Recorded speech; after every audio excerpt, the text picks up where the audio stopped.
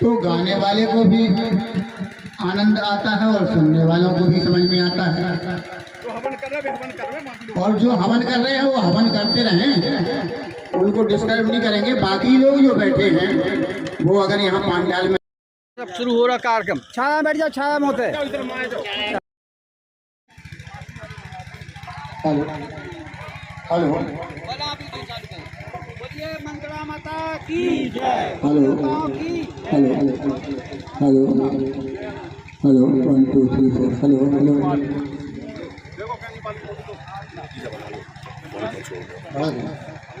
Hello hello अरे touch करना नहीं हमको बोल दिया।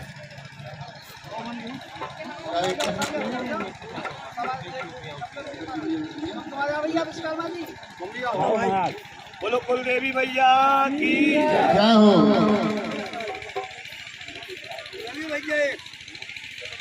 बोलिए साहनगर की कुलदेवी मैया की जय हो। अनंत बलवंत श्री हनुमंत लाल महाराज की जय हो।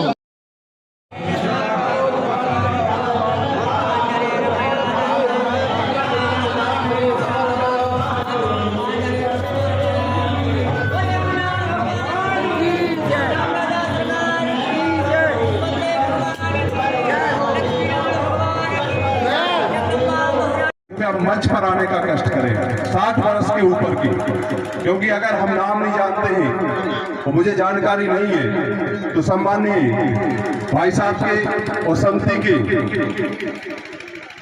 कार्य योजना के बाद उनकी चर्चा के बाद यह चर्चा सामने आई कि 60 वर्ष के ऊपर के समस्त परिवार के सदस्यों को मंच पर बुला करके उनका सम्मान किया जाए।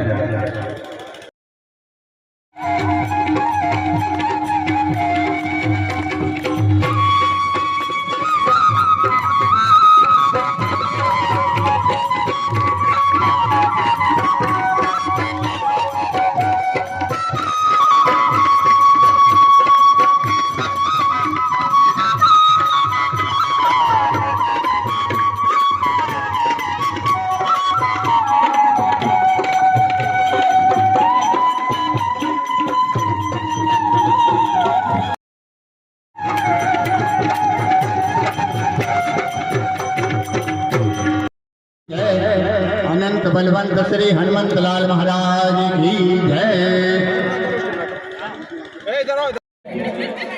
अपने गुरुदेव गुरु बाबा जी महाराज की आज 6 वर्ष पूर्व से ये उत्सव समारोह जो चला आ रहा है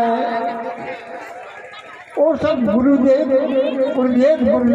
गुरु बाबा की कृपा है। जहाँ कहीं जो थे कुछ पीड़ित हुए, अनेक तरह की पीड़ाओं को सहन करते हुए जानकारी प्राप्त होने पर जब साहिब पधारे तो यहाँ पधारने पर गुरु बाबा ने कृपा करते हुए उन्हें पीड़ाओं से मुक्त कर दिया। इससे आभास हो गया कि हमारे पूर्वज जो थे वो यही साहिब के थे और पूर्वजों ने साहिब को छोड़ करके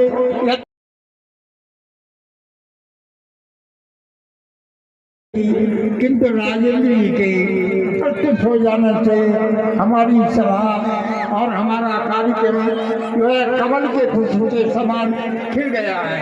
इसलिए मैं आप सबके आशीर्वाद से सभी के लिए माताओं बहनों की ओर से भी, भाई बंधुओं की ओर से भी श्री कार्यवाहक अध्यक्ष श्री राजेंद्र प्रसाद जी गमेले को सभाशीष देना चाहता है।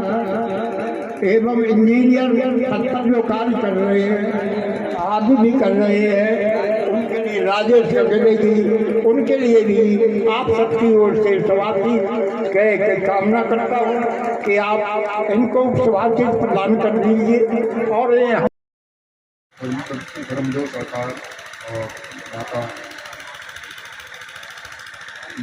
हमारे कुलदेवी माता हैं, उनको उनके चरणों में प्रणाम करते हैं। एक छोटा सा अभी यहाँ इस प्रांगण में कुछ काम बकाया है, लेकिन कुछ स्थान समस्या देवेश भी है यहाँ सामने, मंत्री जी के पीए हैं, शायद उनसे सहायता मिल जाए। ये गौशाला है, इसमें बिजली की व्यवस्था नहीं है। अगर बिजली की व्यवस्था हो जाएगी तो यहाँ मंदिर का काम भी, टाइल्स और भी काम है, मंदिर बनाना है अंदर, बिना लाइट के काम हो नहीं पा रहा है।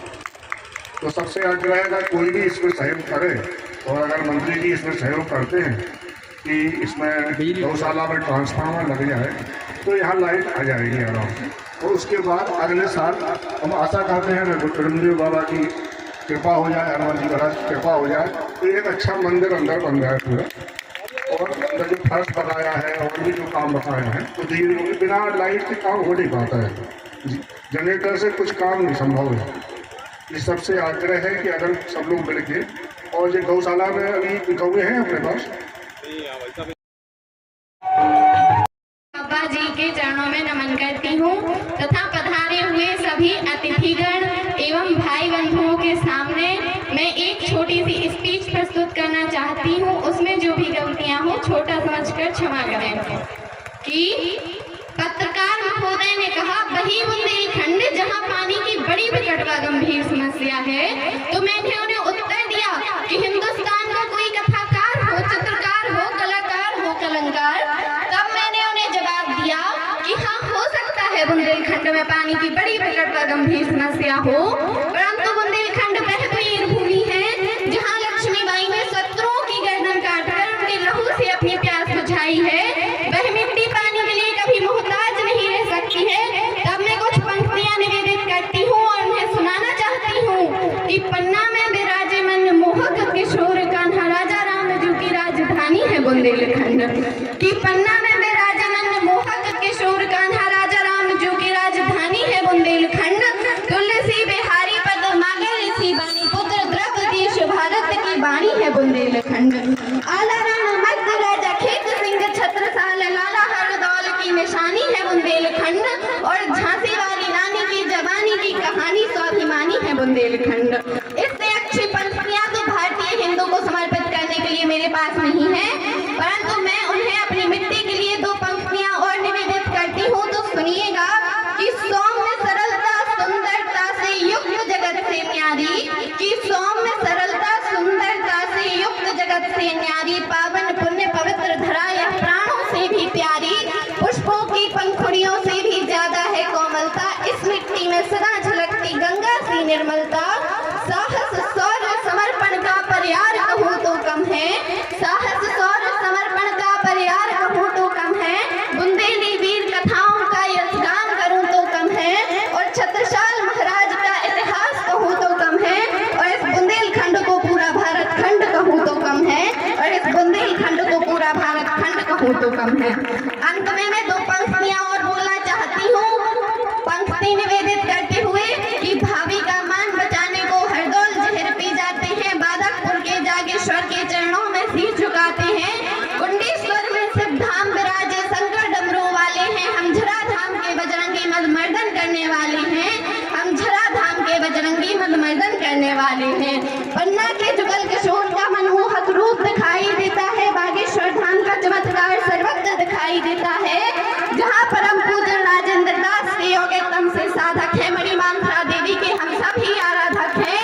भीम कुंड का कुंड अनूठा अनुपम एक अजूबा है, शिव तांडव का कतरा पट मंदिर उत्सव की धरा महोबा है, जहाँ श्री राम लला विराजे ओरछा धाम राजधानी है। हम सीना ठोक कर कहते हैं बुंदेलखंड का पानी है, हम सीना ठोक कर कहते हैं पथपुरी की माटी जीती, केसरिया पर पार्टी जीती, जीता लाल लहू कोठारी, तपो साधना जीती सारी, जीती है हुंकार हमारी और हिंदू आधार हमारी, भगवा उड़ विंध्याचल जीता, काशी का गंगा जल जीता, चोटी जीती बंधर जीता और भाल का चंदन जीता। जीत गए गंगोर परीक्षा, जीत गई गीता की शिक्षा, जीत गए हनुमंत जानकी जय जय हो करुणा निधान की। जीत गए हनुमंत जानकी जय जय हो करुणा निधान की। और क्या जीता है अब की बारी, और क्या जीता है अब की बारी काशी मथुरा की तैयारी। और क्या जीता है अब की बारी काशी मथुरा की तैयारी। आतंकी बुरखों पर भारी एक अकेला भगवा भारी। धन्यवाद।